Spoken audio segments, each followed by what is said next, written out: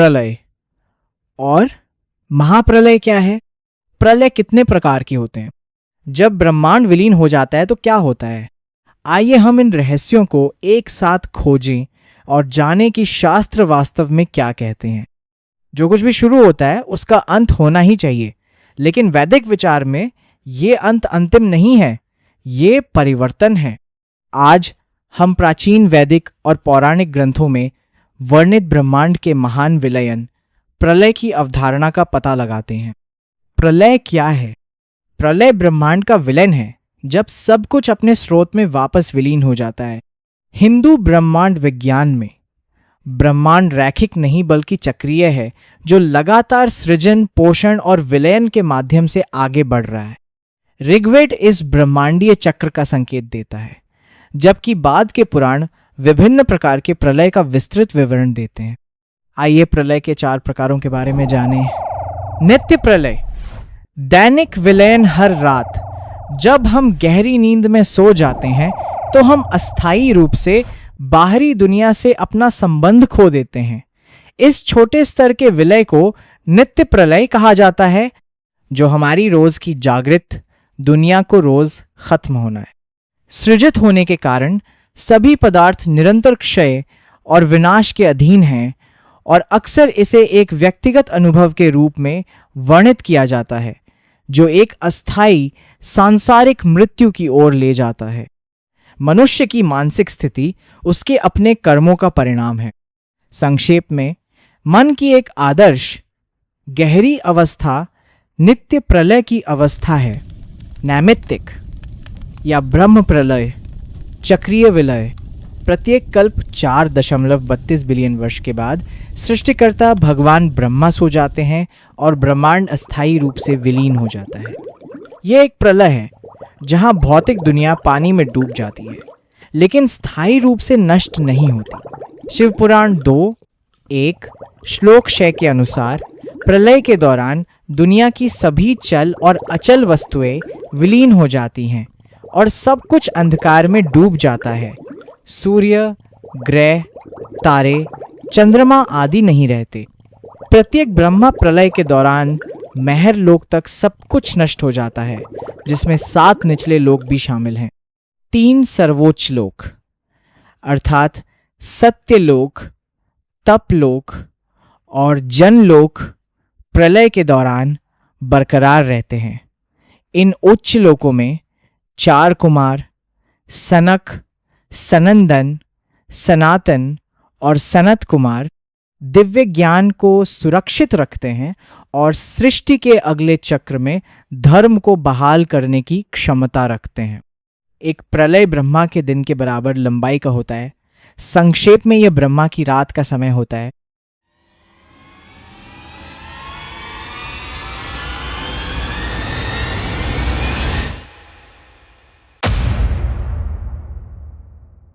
प्राकृतिक प्रलय, पूर्ण विलयन।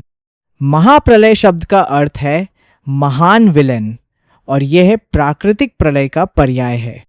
जब संपूर्ण ब्रह्मांड अपनी मूल अवस्था में विलीन हो जाता है, मूल प्रकृति में वापस चला जाता है, तो इसे प्राकृतिक प्रलय कहते हैं। यह भगवान ब्रह्मा के जीवन काल के अंत में होता है, जो 100 कल्प या 311 खरब 40 अरब वर्षों तक रहता है। जब ईथर या आकाश अग्नि की लपटों से भस्म हो जाता है, तो शक्तिशाली हवाएं अवशेषों को बिखेर देती हैं। वायु या ब्रह्मांडीय हवाएं जो कुछ भी बचता है उसे बहा ले जाती हैं। वायु और ध्वनि पूरे अस्तित्व में व्याप्त हैं। अग्नि के गुणों को अवशोषित करते हुए अग्नि के साथ सहज रूप से विलीन हो जाती हैं। जब वायु आकाश के संपर्क में आती है तो यह अपनी मौलिक शक्ति खो देती है, जिससे आकाश अकेले ही शून्य को भस्म कर देता है। यह ब्रह्मा की मृत्यु है, ब्रह्मांड का ही विलयन है। भगवान शिव की तीसरी आंख से निकलने वाली एक महान ब्रह्मांडीय अग्नि अंतिम विनाश को प्रज्वलित करती है, जो सारी सृष्टि को ज्वाला में समाहित कर देती है। जैसे ही तत्वों का प्रलय आरंभ होता है, ब्रह्मांडीय जल उठते हैं और भौतिक सृष्टि को डुबोकर विलीन कर देते हैं। गुण प्रकृति के स्वभाव। ब्रह्मांडीय सागर में विलीन हो जाते हैं, जबकि रस गुणों के स्वाद अग्नि द्वारा भस्म कर दिए जाते हैं। जब आकाश को प्रचंड ज्वालाओं द्वारा भस्म कर दिया जाता है तो वायु ब्रह्मांडीय हवाएं अस्तित्व के अंतिम अवशेषों को बिखेर देती हैं। वायु और ध्वनि शून्य में फैलती हैं, अग्नि में विलीन हो जाती हैं, उनके गुणों को अवशोषित करती हैं और एक हो जाती हैं। अंत में जब वायु आकाश को छूती है तो वह अपनी मौलिक शक्ति खो देती है, जिससे आकाश अकेले ही शून्य को भस्म कर देता है और पीछे पूर्ण शून्यता रह जाती है। चेतना अंधकार में लिपटी हुई ब्रह्मांड को अपने में समाहित कर लेती है, केवल बुद्धि ब्रह्मांडीय बुद्धिमत्ता द्वारा आगे निकल जाने के लिए। इस मोड़ पर प्रकृति या प्रकृति के पंच महाभूत कहे जाने वाले 5 मुख्य तत्व जैसे आकाश, वायु, अग्नि, जल और पृथ्वी अपना पुनर्गठन शुरू करते हैं, अपने मूल सार में वापस विलीन हो जाते हैं। सृष्टि के बीच ब्रह्मा का स्वर्ण गर्भ या हिरण्यगर्भ प्रकृति के चारों ओर अनंत ब्रह्मांडीय जल में विलीन हो जाता है।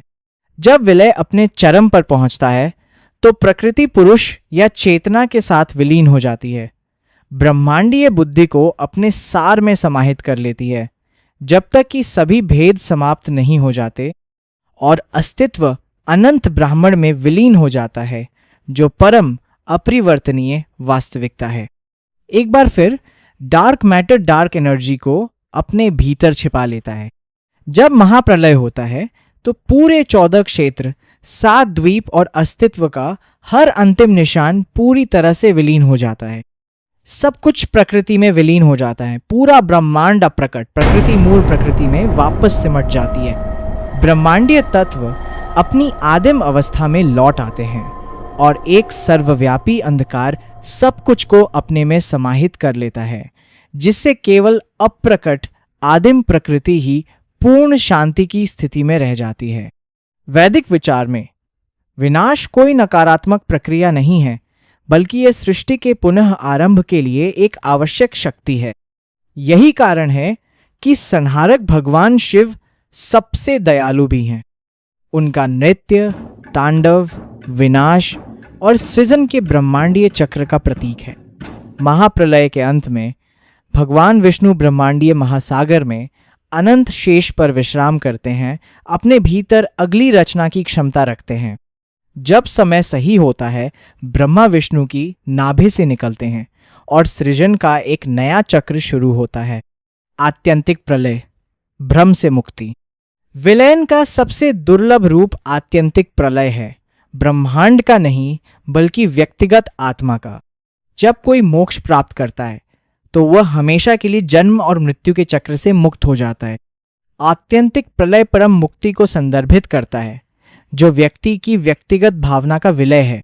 यह ईश्वर की प्राप्ति के माध्यम से प्राप्त होता है, एक ऐसी अवस्था जहां व्यक्ति परमात्मा सर्वोच्च आत्मा की निस्वार्थ सेवा में खुद को खो देता है।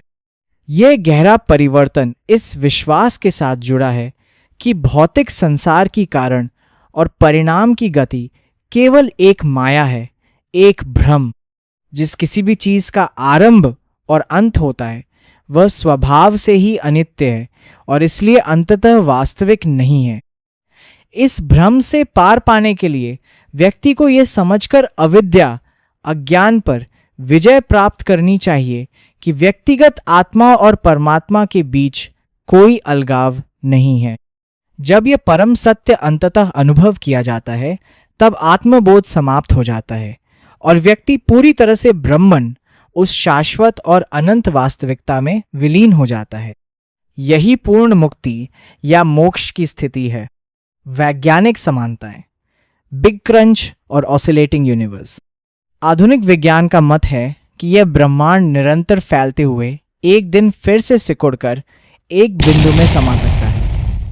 इस सिद्धांत को बिग क्रंच कहा जाता है।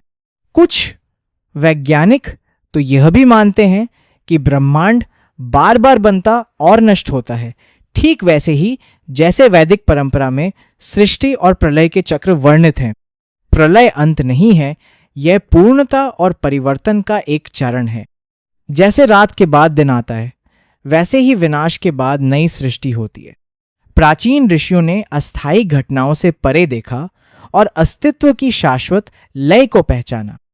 शायद प्रलय कोई डरने की चीज नहीं, बल्कि समझने की प्रक्रिया है। आखिरकार हर अंत किसी नई शुरुआत की भूमिका ही तो होता है। हमने हाल ही में 7 उच्च लोकों, मनवंतरों और ब्रह्मांड के निर्माण का पता लगाया। अब हम कुछ और भी दिलचस्प बात के साथ आगे बढ़ते हैं। हम सभी ने सुना है कि कल की अवतार 28वें मनवंतर के कलयुग में आएगा, लेकिन क्या यह वास्तव में सच है? वेद और पुराण कल की अवतार के बारे में क्या कहते हैं? क्या ये एक वास्तविक भविष्यवाणी है या सिर्फ डर पैदा करने वाली बात है? कल की कौन है और वे पृथ्वी पर कब आएंगे? मैं हिंदू वैदिक शास्त्रों के आधार पर कल की अवतार के बारे में सच्चाई को समझने की कोशिश करूंगा, लेकिन उससे पहले हमें प्रलय ब्रह्मांडीय विलयन की अवधारणा को समझने की आवश्यकता है।